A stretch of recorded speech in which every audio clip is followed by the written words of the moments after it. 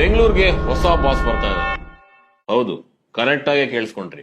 ಇನ್ ಮುಂದೆ ಬಿಬಿಎಂಪಿ ಇರೋದಿಲ್ಲ, ಅದರ ಬದಲು ಜಿಬಿಎ ಇರುತ್ತೆ. ಜಿಬಿಎ ಅಂದ್ರೆ ಗ್ರೇಟರ್ ಬ್ಯಾಂಗ್ಳೂರ್ ಅಥಾರಿಟಿ. ಇನ್ ಮುಂದೆ ಬೆಂಗಳೂರನ್ನ ಜಿಬಿಎನೇ ನೋಡ್ಕೊಳ್ಳುತ್ತೆ. ಈ ಬದಲಾವಣೆ ಬಂದಿದ್ದು 2024ರಲ್ಲಿ ಪಾಸ್ ಆದ ಬ್ಯಾಂಗ್ಳೂರ್ ಅಡ್ಮಿನಿಸ್ಟ್ರೇಷನ್ ಆಕ್ಟ್ ಪ್ರಕಾರ.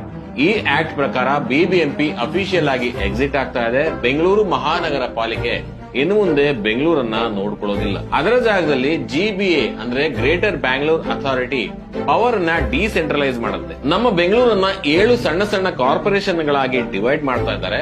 ಮತ್ತೆ ಅದಕ್ಕೆ ಸಪರೇಟ್ ಕಮಿಷನರ್ಸ್ ಅನ್ನ ಕೂಡ ಅಪಾಯಿಂಟ್ ಮಾಡ್ತಾ ಇದ್ದಾರೆ. ಇದರಿಂದ ಲೋಕಲ್ ಇಶ್ಯೂಸ್ ಅನ್ನ ಬಹಳ ಬೇಗ ಸಾಲ್ವ್ ಮಾಡಬಹುದು. ಮತ್ತು ಈ ಕಮಿಟಿಗೆ ಚೇರ್ಮನ್ ನಮ್ಮ ಚೀಫ್ ಮಿನಿಸ್ಟರ್ ಆಗಿರ್ತಾರೆ. ಮತ್ತು ವೈಸ್ ಚೇರ್ಮನ್ ಆಗಿ ಈಗಾಗಲೇ ಬೆಂಗಳೂರು ಅಥಾರಿಟಿ ಇನ್ಚಾರ್ಜ್ ಆಗಿರೋ ಡಿಸಿಎಂ ಅಧಿಕಾರ ವಹಿಸ್ಕೊತಾರೆ. So roads, garbage, public service ಅಲ್ಲಿ ಹೊಸ ಸಿಸ್ಟಮ್ ಬಂದಿರೋದ್ರಿಂದ ಇದರಿಂದ ಹೊಸದನ್ನ ನಿರೀಕ್ಷೆ ಮಾಡಬಹುದು.